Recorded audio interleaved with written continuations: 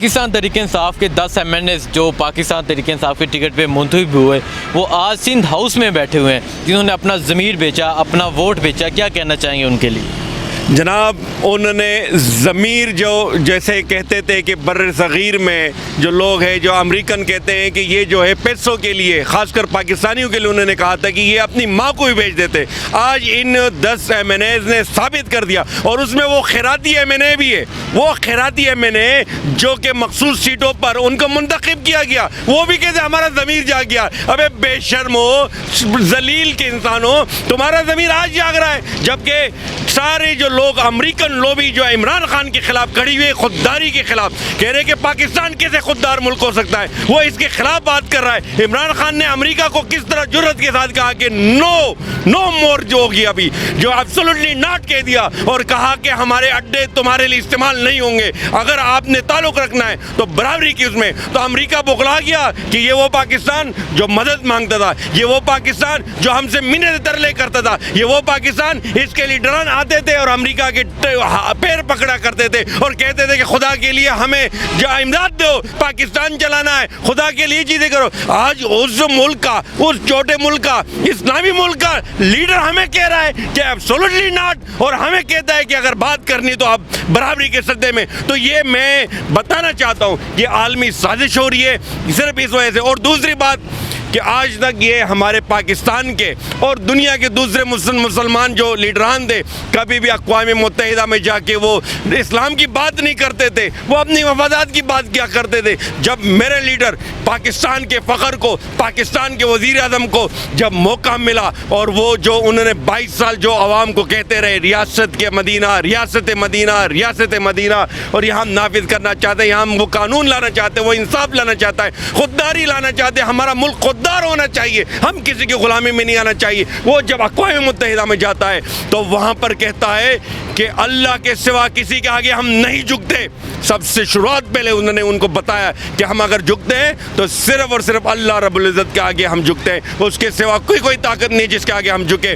और दूसरा उनको कहा कि तुम इस्लामी फोबिया के ऊपर बात करते हो, जिससे हमें तकलीफ होती है, ये ना करो, नहीं तो हमारे पास भी है, हम होलोकॉस्ट पे बात कर सकते। मगर इमरान खान ने कहा कि हमारी रवायात, हमारा मज़हब इस चीज़ का वो नहीं देते, तो अगर हम आपके मज़हब का हम ख्याल रखते हैं तो आपने करना है। आज आपने देख लिया, पूरी दुनिया ने देख लिया कि वो यूरोप जो कि कार्टून बनाया करता था, वो यूरोप जो इस्लाम का मजाक बनाया करता था, वो यूरोप जो कहता था कि पर्दे की जो है वो बेहरुमती करता था, वो आज तस्लीम कर रहा है कि इस्लामी फोबिया के ऊपर बात नहीं होनी चाहिए, उसके खिलाफ बात नहीं करनी चाहिए, इस्लाम के खिलाफ। इस मुसलमानों को भी उतना ही हक है जितने कि यूरोपियन को। तो बात यह है कि उनके जो हवारी जो पाकिस्तान में 70 सालों से पल रहे थे, उससे पहले उनके आबाओ अजदाद भी अमरीकन और बरतानिया के टुकड़ों पर पल रहे थे, उनकी बाकियात आज भी पाकिस्तान में। तो वो आज कहते हैं कि यूरोपीय यूनियन को कुछ ना कहो जी, हमारे ताल्लुकात खराब हो रहे। ताल्लुकात खराब नहीं हो रहे, इनके फंड बंद हो रहे। क्यों कह रहे बाबा हम आपको फंड दे रहे हैं, इस बात के लिए फंड दे रहे हैं कि आप जो है पाकिस्तान को खुददार नहीं बनने देना है, आपने गुलाम अपने गुलाम रखना है। जिस तरह पीपल्स पार्टी के वोटर, जिस तरह नून लीग के वोटर और जमीयत के वोटर जिस तरह गुलाम है, पहले बाप, उसके बाद बेटी, उसके बाद बेटा, उसके बाद उसकी औलाद। इसी तरह नून लीग में पहला बाप, फिर बेटी, फिर भाई, फिर बेटा, फिर भाई, ये चीजें चल रही। वहाँ मुफ्ती महमूद के फजल रहमान के बाद असद महमूद यार बेटा। ये चीज, ये लोग, ये इनके वोटर भी इब्ने गुलाम और इनकी सोच भी इब्ने गुलाम। मैं कहना चाहता हूँ उन लोगों को जो 10 अरकान हो, 20 हो, 25 हो, मैंने आपको पहले भी कहा था और हम अमूमन कहते रहे, और PTI का हर वर्कर कहता है कि हम इक़्तिदार के लिए इमरान खान के साथ ना थे, ना है और ना रहेंगे। हम इमरान खान के साथ इस नज़रिए पे है कि करप्ट माफिया को छोड़ना नहीं है, मुल्क को खुददार बनाना है, किसी की गुलामी नहीं करनी किसी भी सूरत में। हम रूह की सूखी खा लेंगे, गुलाम नहीं रहेंगे, इस मुल्क को आज़ाद रहेंगे। तो वो लोग जान ले, हमें कोई वो नहीं इक़्तिदार से, इक़्तिदार आए आज नहीं तो साल बाद जानी थी, 2023 में हमने जाना था। मगर अल्हम्दुलिल्लाह मैं इस अचार पार्टी, ये अचार जो ये जो मफादात कुटोला, ये बड़े बड़े पेट वाले जो एक साथ हो रहे हैं, ये जो बखलगीर हो रहे हैं पेटों के साथ, ये लोगों ने पाकिस्तान तहरीक इंसाफ, वो वर्कर जो घर बैठ गया था उसको उठाया और उनके जज्बे को, उनको जो है जज्बा लुबरा गया। मेरा जैसा बंदा भी शायद मायूस हो चुका था, आज वो खड़ा हो गया, इमरान खान के साथ, दलेरी के साथ खड़ा हुआ है। है। और मैं इस बात पे आपका शुक्रिया अदा करता हूँ कि आपने वापसी वो 2011 और 2014 और 2018 वाला जुनून वापसी जिंदा किया है।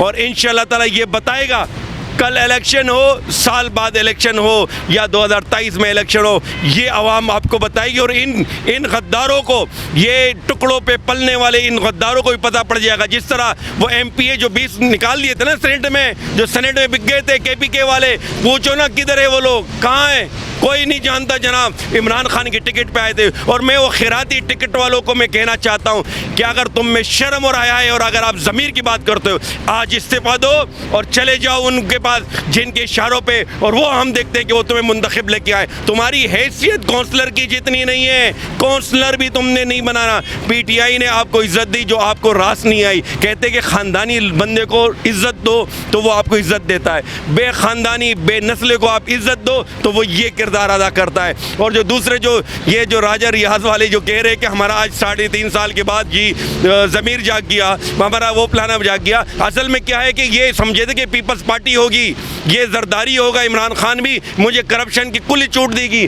मेरे डिस्ट्रिक्ट में मैं जिसको जिधर करूँगा, मैं ब्यूरोक्रेट को इधर से उधर करूँगा, ये इनका दिमाग होता। जब यहाँ आए इमरान खान ने कहा कि आइन से बालातर कोई नहीं है, मैं मरकज़ में रह चुका हूँ, मैं यूथ का, और हमें भी उन्होंने कहा कि आपने कोई सरकारी ज़राए इस्तेमाल नहीं करने, हमें भी उन्होंने अपने जो आइनी तरीके उसमें रखा। तो तुम लोगों को कहाँ से छोड़ेगा? तो इन लोगों को वही चीज़ थी, वो अयाशियाँ थी, जिनको इलेक्शन आ रही है उनमें करोड़ों रुपए इनको वो लगाने होते हैं, उसके लिए इन्वेस्टर चाहिए थे जो कि इनको मिल चुके हैं। सिंध हाउस में ये चुप के बैठे हुए। अगर ये इतने हलालिए बाहर आए, इस्तीफा दे और कहें कि कल इलेक्शन कराओ, और कल फैसलाबाद की अवाम भी फैसला करेगी, मुल्तान की अवाम भी, और पेशावर का जो नूर आलम खान है जो कि 2013 में 22,000 वोट लेकर सबसे आखिरी लिस्ट में था, सबसे आखिर था, फिर मिन्नतें कर रहा है खान को कि बाबा मुझे ले जाओ अपने साथ पार्टी में ज्वाइन करो, क्योंकि एक हवा चली थी तब्दीली की, और इंशाअल्लाह ताला यही तब्दीली की हवा दोबारा आने वाली है। और ये जो सारे जो चोर एक दूसरे को जो चोर कहते थे, जो एक दूसरे को घसीटा करते थे, जो कि लड़कानों की सड़कों पे घसीटता था,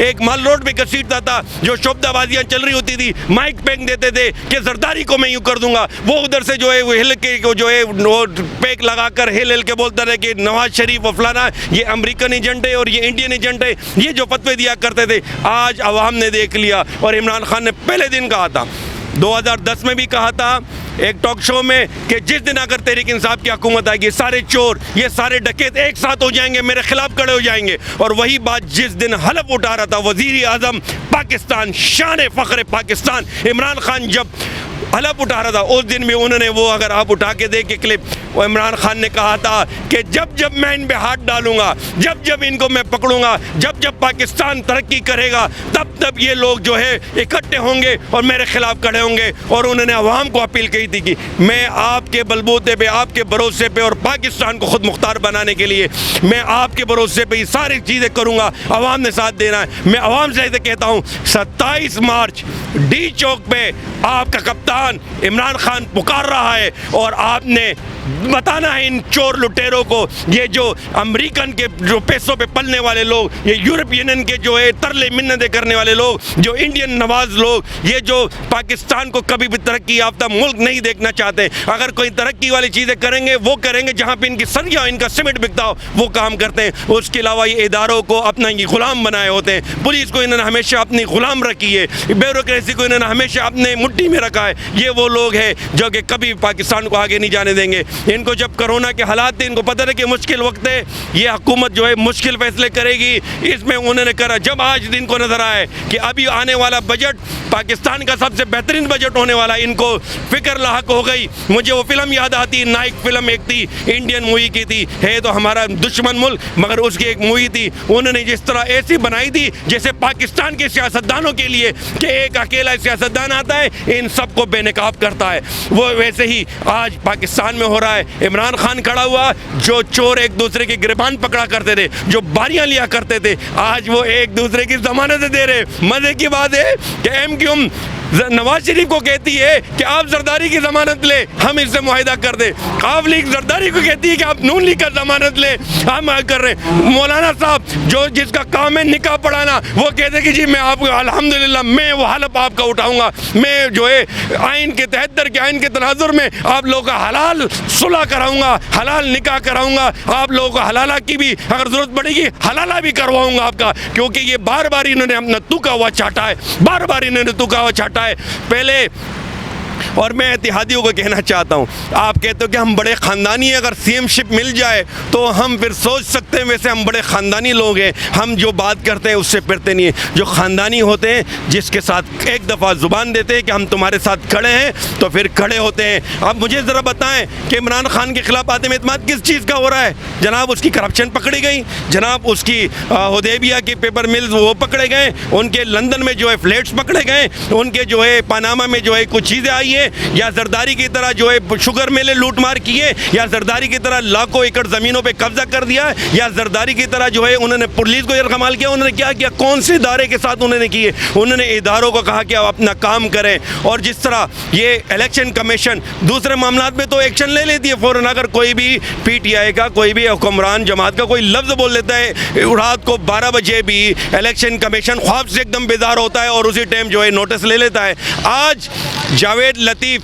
प्रोग्राम में कह रहा है कि हम हॉर्स ट्रेडिंग कर रहे हैं, वो प्रोग्राम में कह रहा है कि हम जो है ख़रीदारी कर रहे हैं, वो प्रोग्राम में कह रहे हैं कि हम ख़रीद रहे हैं। और इलेक्शन कमीशन सत्तू पी के सोई हुई है, उनको शर्म आनी चाहिए। ये मुल्क की बका की बात है, ये मुल्क की बात हो रही है, यहाँ पर ख़रीद और फरोख्त की बात TV पे चल रही है और आप आंखें बन के बैठे हैं। जिस तरह इन्होंने सिंध हाउस को जो है इन्होंने बंद कमरे में इन्होंने ये भेड़ बकरियों की तरह भरा हुआ है, जो सिंध हाउस को, इस पर क्यों नोटिस नहीं ले रहे हो? किस बात पे रखा हुआ है? क्या पता उनको मजबूर किया गया हो। जिस तरह मरियम ने कहा था, मेरे पास बहुत सारी वीडियोज़ है, मैं जब वो वीडियोज़ लेके आऊँगी बहुत सारों की पोल खोलूँगी। इन्होंने तो स्टूडियो खोल रखा है जो है अपना महलों के अंदर, वहाँ पे पता नहीं कौन सी ये जो है मूवीज़ बनाते हैं, किस तरह ये लोगों ब्लैकमेल करते हैं जजेस को डायरेक्ट कहते हैं कि मेरे पास तुम्हारी 3000 वीडियोज़ और भी पड़ी हैं, आप दो फैसला। उसके बाद जजेस की हिम्मत नहीं हुई, उनकी काम पे टांगने लग गई और नहीं दे सके। तो बात यह है कि किस चीज़ का वो तमाशा बनाया हुआ है। अगर इमरान खान ने कोई मुल्क के खिलाफ कोई पॉलिसी ला रहा है, बताओ आवाम को इमरान खान ये दुश्मन पॉलिसी ला रहा है, इमरान खान कोई और नुकसान कर रहा है, बताओ ना ये कौन सी जो है आप ये जो खरीद फरोख्त जा रही है। तो मैं समझता हूँ आवाम जान चुकी है, डिजिटल दौर आ चुका है, आवाम को एक एक चीज़ का पता है कि पहली दफ़ा एक वज़ीर आज़म है, उसके खिलाफ जो है अदम एतमाद हो रहा है, क्योंकि ना उसकी करप्शन है, ना उसकी मिले हैं, ना कुछ अकाउंट्स पकड़े गए। इनके तो मकसूद चपड़ासी, फलाना जो है ड्राइवर, फलाना जो है माली, फलाना साइकिल वाला, तो पालूदे वाला, चाट वाला, उसके अकाउंट में अरबों रुपए आते, वो बेचारे चक्कर कहा गए। जब उनको कहा 4 अरब रुपए, वो चकरा गए। उन्होंने पालूदे वाला बेचारा 3 दिन हॉस्पिटल में चला गया। पालूदे वाला बेचारा जो है वो चकरा गया, उन्होंने कहा कि 4 अरब रुपए, और वो बेहोश हो गया। इन लोगों ने तो वो हालत की है। रमज़ान शुगर मिल के मुलाजमीनों के अकाउंट्स में पैसे निकल आ रहे हैं। इमरान खान का बताओ ना किसकी उसमें आए, किस चीज़ की सज़ा दे रहे हो? सिर्फ एक चीज़ की सज़ा दी जा रही है, कौम जान ले, एब्सोल्युटली नॉट, नो मोर। हम और ड्रोन हमले बर्दाश्त नहीं करेंगे इस मुल्क में। इस मुल्क को खुददार मुल्क बनाना चाहते हैं, ये कसूर है।